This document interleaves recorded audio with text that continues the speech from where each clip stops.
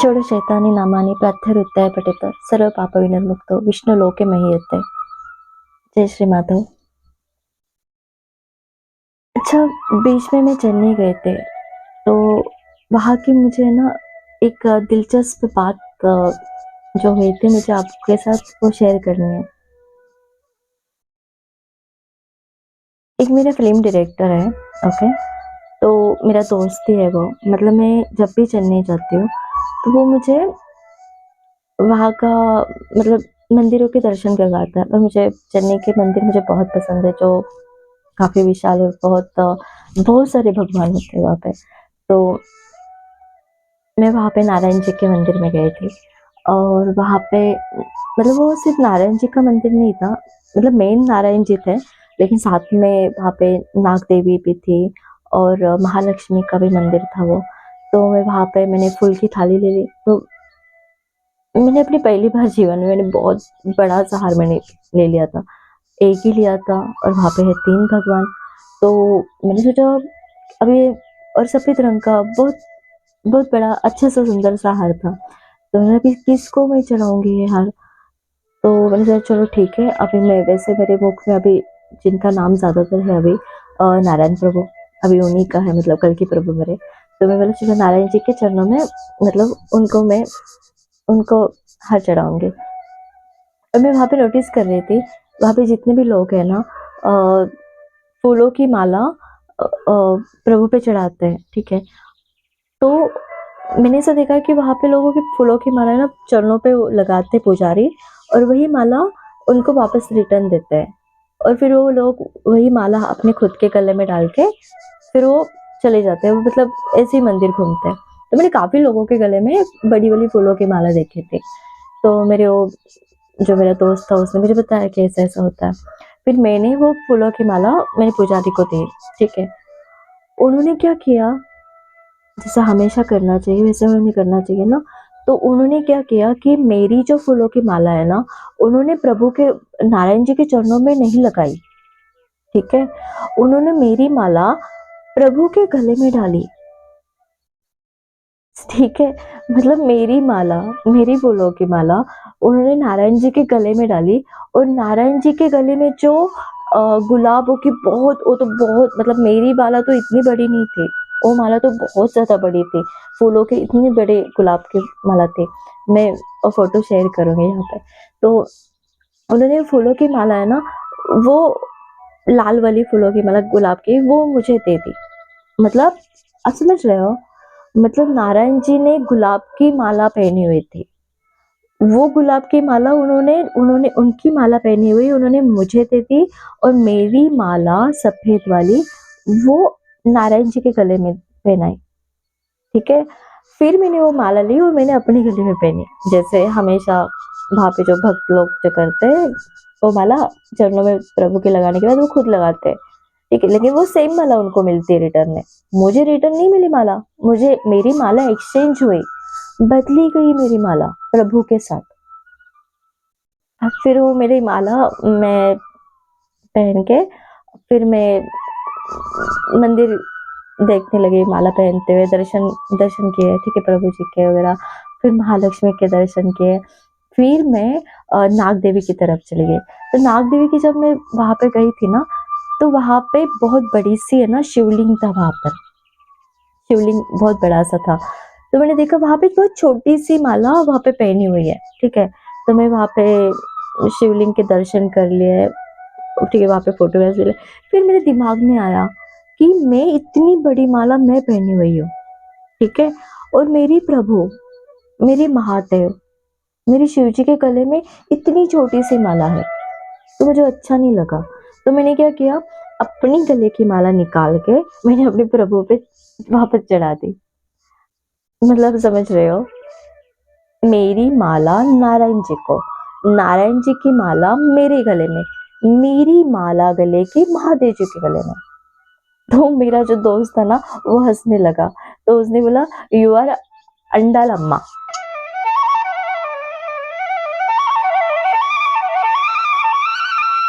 अंडालम्मा means मतलब अम्मा, मतलब मैं समझ गई क्योंकि वहाँ पर है ना देवी फीमेल गॉड, मतलब देवी को वहाँ पर अम्मा बोलते हैं, ठीक है, मतलब माँ को हमेशा अम्मा बोलते हैं, ठीक है।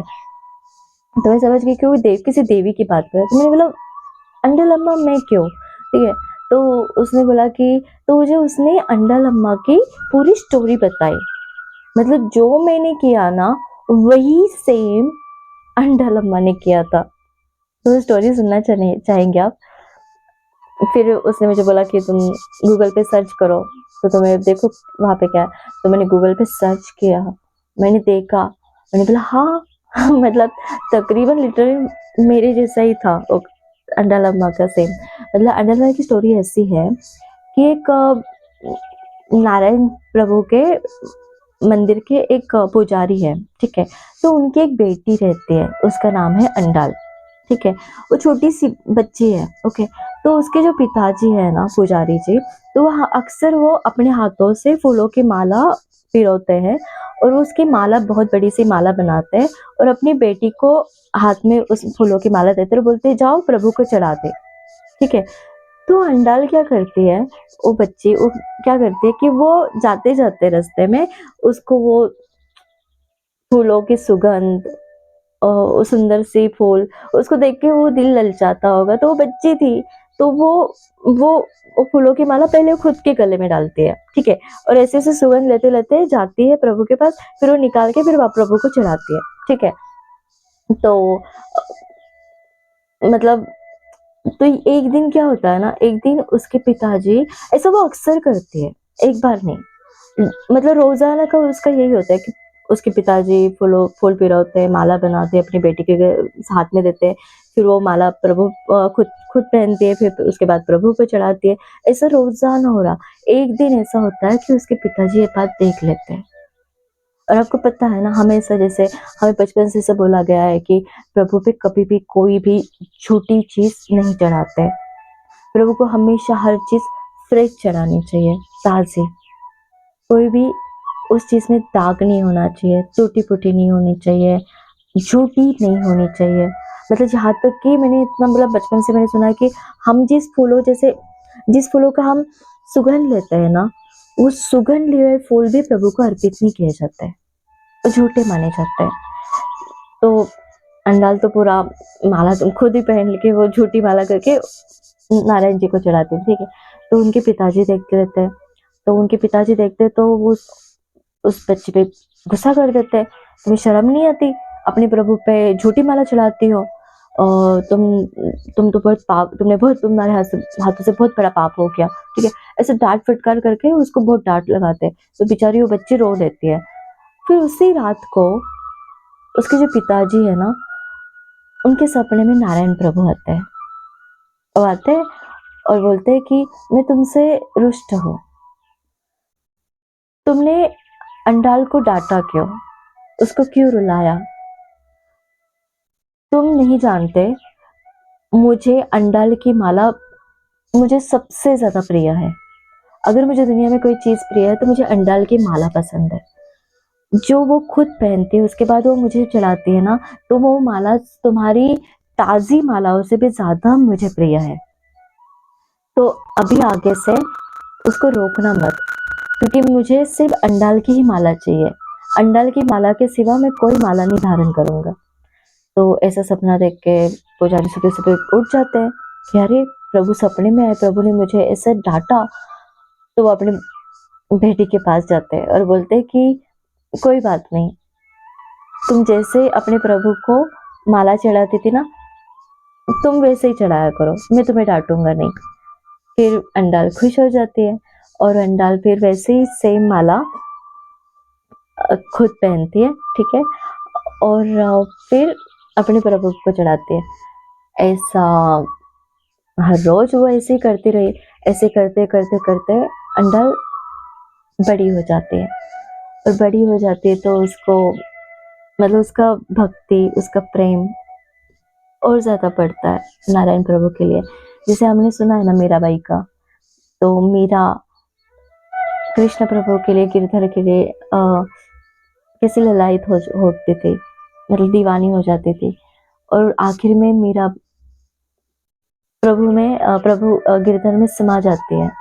तो वैसे ही ऐसा मैंने सुना है कि अंडालम्मा नारायण प्रभु में आखिर में लीन हो जाते हैं, उनकी मूर्ति में वो भी समा जाते हैं। तो अंडालम्मा एक साधारण लड़की नहीं बोला गया, मतलब अभी वो उनको लिटरली वो देवी की तरह वहाँ पे पूजते हैं उनको।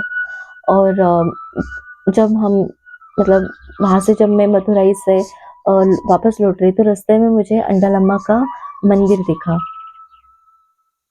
तो वो मंदिर चेन्नई में वो अंडालम्मा का मंदिर है, और बहुत सुंदर, मतलब वो ऐसा समझ लो ना आप कि वो देवी ही थी, मतलब एक देवी का ही रूप थे।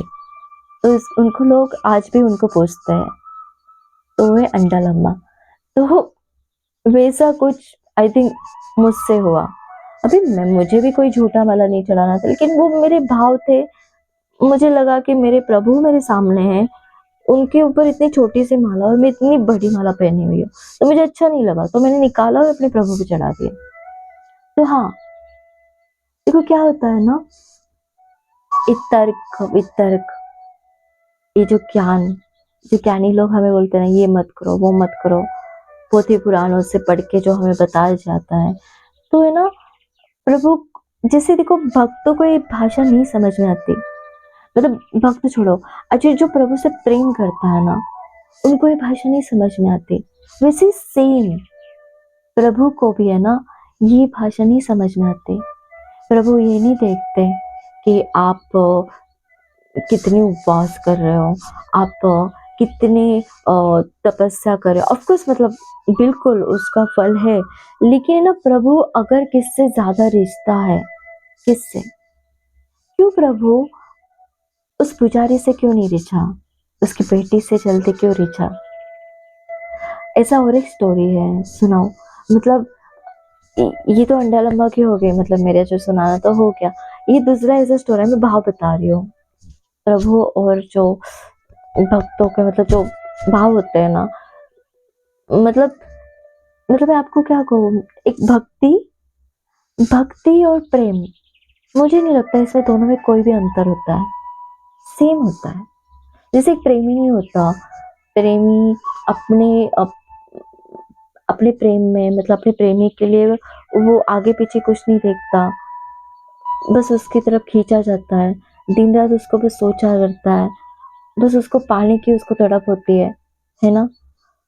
जैसे सेम है ना, भक्तों में भी होता है सेम, मतलब भक्त मतलब एक्चुअली अलग है ही नहीं है भक्ति और प्रेम। जहां तक मुझे पता है, भक्ति और प्रेम में जरा फर्क नहीं है। बस फर्क ये क्या है यहाँ पे, कि प्रेम जो है वो हम किसी इंसान के साथ करते हैं, भक्ति वो हम प्रभु के साथ करते हैं। मतलब भक्ति, अगर वही प्रेम अगर हम प्रभु के साथ करें, तो शायद हम कभी चोट नहीं खाए। और जहां तक मुझे लगता है, प्रेम इन्हें इंसानों से नहीं करना चाहिए, सिर्फ प्रभु से करना चाहिए। मतलब इंसान हमें देखता है, हमें क्या अच्छा है क्या बुरा है। अभी आजकल शादियां भी देखो ना, मतलब पहले शादियां की जाती थी कुछ रिवाजों के लिए, कुछ संस्कृति के लिए, है ना। और आजकल शादी की जाती है अपना स्टेटस देखने के लिए, पैसा, मान सम्मान, बस इसी के लिए शादी एक सीमित रह गई है। तो इसे जब प्रभु से प्रेम करो ना, प्रभु को अपना सब कुछ मानो, उनको, जैसे मीरा ने, राधा ने, कितने सारे भक्त हैं जिन्होंने, मतलब इतने बड़े बड़े भक्त हैं जिन्होंने प्रेम, अपना पूरा जीवन प्रभु को अर्पित कर दिया। तो आप बताओ ना, अपना पूरा सब कुछ जब भगवान को ऐसे ही अर्पित करोगे, भगवान कैसे आपसे दूर रह सकते हैं। वो तो आपकी तरफ बस एक पुकार लगा दो प्रभु को, प्रभु आ जाएंगे, और आते हैं प्रभु। तो दूसरी जो कहानी मैं बता रही थी, जैसे वैसे सेम पुजारी का है कि हमेशा पुजारी मतलब भगवान को भोग लगाता रहता है। मैं नॉर्मली एक दिन अपने अपने छोटा-सा जो बच्चा होता है उसका, तो उसको बोलता है कि जा बेटा प्रभु को भोग लगा के आ जा, मैं आज थोड़ा-सा व्यस्त हूँ, ठीक है?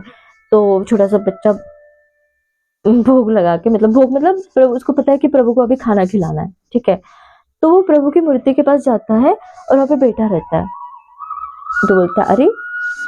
प्रभु खा ही नहीं रहे, प्रभु कुछ खा ही नहीं जा रहा, वैसे का वैसे खा ली।" तो बोलते हैं, "प्रभु पिताजी ने कहा है कि आपको खाना है, तो आप खाते क्यों नहीं हो?" ठीक है? तो वो ऐसे ज़िद करता है, कुछ भी नहीं होता, फिर उसको आता है रोना, तो वो रोता है, ज़िद करता है, बोलता है, "नहीं, नहीं, नहीं, आपको आना पड़ेगा।" मतलब बहुत रोता है वो और प्रभु उसके सामने आ जाते हैं और उसके सामने उसको भी खिलाते हैं, खुद भी खाते हैं, ठीक है? और वो खाली थाली लेके पिताजी के पास, "पिताजी देखो, प्रभु ने खाना खा लिया।" तो उसके पिताजी उसको डाँट-फटकार लगाते हैं। क्यों डाँट-फटकार लगाते हैं? वो ऐसा सोचता है कि ये जो मैंने भोग लगाने के लिए प्रभु को दिया था, इसने तो खुद ही खा लिया। क्योंकि पुजारी ने कभी देखा नहीं है ना प्रभु ने खाया हुआ खुद, क्योंकि वैसे खाते नहीं है क्योंकि वो मूर्ति अवस्था में रहता है, क्योंकि वो पुजारी ने वैसे उस भाव से कभी बुलाया भी तो नहीं है ना, तो इसलिए वो उसको डाँट-फटकार लगाता है। तो बोलते तुमने खाया? बोलता नहीं मैंने नहीं खाया, प्रभु ने खाया। तो बोलते नहीं तुमने खाया? बोलता मैंने नहीं खाया, प्रभु ने खाया। तो फिर बोलते दिखाओ तुम्हारा प्रभु कैसे खाता है। तो फिर वो बैठता है तो बोलता है देखो अभी खा ले। तो प्रभु बोलते प्रभु आ जाओ खाओ तुम अभी दूसरा लेके अभी खाओ, ठीक है? तो प्रभु आते नहीं है, तो फिर वापस से रोने लगता है। तो उसके पिताजी बोलते हैं अच्छा कुछ तो ज़रूर है। फिर उसके पिताजी ऐसा पर्दा लगाते हैं, ठीक है? पर्दा लगाते हैं, बोलते हैं अब बुलाओ, ठीक है? तो पर्दा लगाते हैं और रोता है तो लिटरली पर्दे के अंदर से प्रभु वो खाना खा लेते हैं। तो उसके पिताजी देख लेते हैं कि हाँ, ये वापस सच्ची में खा लिया। मतलब वो थाली को जब अ, खाली देखते हैं तो वो समझ जाते हैं कि प्रभु ने वाक़ई में खाया है। तो वो बोलते हैं कि जो इतने सालों से मैं इतने प्रभु की सेवा करता रहा, आज मैं अपने आज तक मैं अपने प्रभु को कभी मना नहीं पाया, मैं उनको कभी देख नहीं पाया।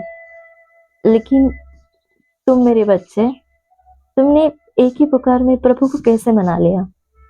तो ये प्रभु है, ये भाव से इनका मन है ना, इनका हृदय, इनको भाव से जीता जाता है। अभी सब लोग वो सब बोलते हैं, कृष्ण को मनाना बहुत मुश्किल होता है और महादेव बड़े भोले होते हैं। हाँ, महादेव मेरे भोले हैं, बहुत भोले हैं, लेकिन मुझे नहीं लगता कि कृष्ण को भी मनाना इतना मुश्किल है। प्रभु तो प्रभु ही है ना, चाहे वो महादेव हो या फिर भोले हो। तो प्रभु को सिर्फ भाव से बुला लो, वो आ जाएंगे आपके पास। जैसे वो गाना है ना, कौन कहता है, मुझे वो ठीक से याद नहीं आ रहा, कौन कहता है रोबोट आते नहीं, तुम मीरा की तरह भुलाते नहीं, अ, कौन कहता कि भगवान खाते नहीं, तुम शबरी की तरह बेर खिलाते नहीं। वैसे ही वो भाव लेके आ जाओ, बस भाव। प्रभु है ना मेरा, भाव का भूखा है। तुम्हारा ये मंदिर जाना, जप तप करना, उपवास रखना, ये शास्त्रों में चलना, ये मत करो वो मत करो, प्रभु इससे कभी नहीं मनता। प्रभु मनता है सिर्फ तुम्हारे भाव से। प्रभु को पाना मुश्किल है, लेकिन इतना भी मुश्किल नहीं है।